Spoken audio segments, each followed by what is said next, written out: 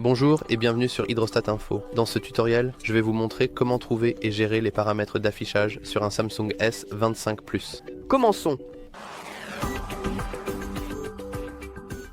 Tout d'abord, nous voulons aller dans les paramètres, faire défiler un peu.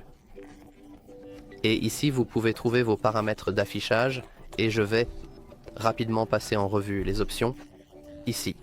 Tout d'abord, vous pouvez facilement choisir entre le mode sombre et le mode clair. Je pense que c'est assez explicite. Vous pouvez choisir la luminosité de votre téléphone pour qu'il soit vraiment lumineux. Mais gardez à l'esprit que vous pouvez également changer cela facilement ici en utilisant cette barre. Laissez-moi juste choisir. Vous pouvez également activer ou désactiver la luminosité adaptative pour que votre téléphone s'éclaire automatiquement si vous êtes dans un environnement lumineux. Ici, vous pouvez vérifier la fluidité des mouvements. Donc, cela ajustera automatiquement le taux de rafraîchissement de votre écran jusqu'à 120 Hz, où vous pouvez simplement cliquer sur standard. Mais ce sera, disons, plus lent, mais vous aurez une plus longue durée de vie de la batterie. Ici, vous pouvez activer le bouclier de confort oculaire qui rendra essentiellement votre téléphone plus dans des couleurs chaudes.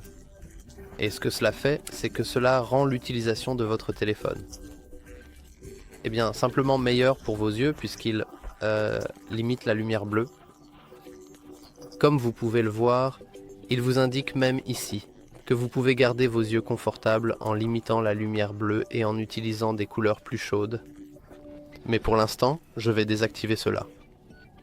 Vous pouvez également utiliser quelque chose de très similaire pour le ton de couleur adaptatif et cela utilisera votre caméra comme capteur. Mais gardez à l'esprit que cela augmentera également votre consommation de batterie et vous pouvez aussi changer le mode d'écran pour quelque chose de plus chaud ou de plus froid. Nous avons des tutoriels sur toutes ces options, donc ne vous inquiétez pas pour cela.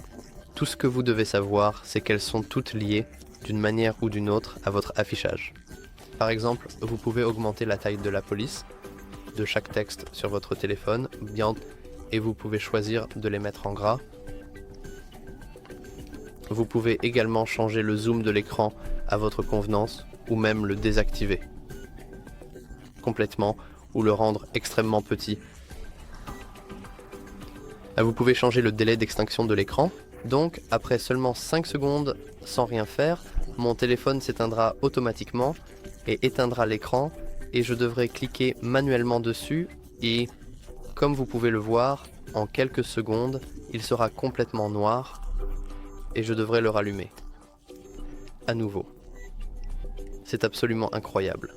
Je vais donc le régler sur 2 minutes. Ici, vous pouvez également activer le mode facile.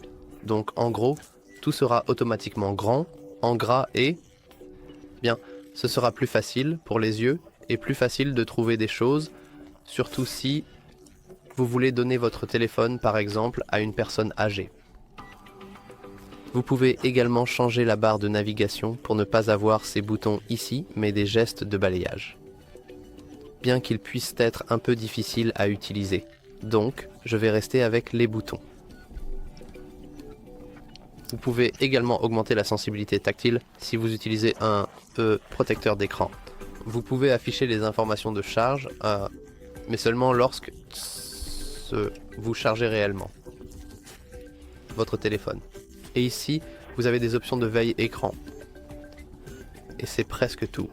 Si vous voulez en savoir plus sur des options spécifiques, ici, nous devrions avoir des tutoriels à ce sujet. Alors ne vous inquiétez pas.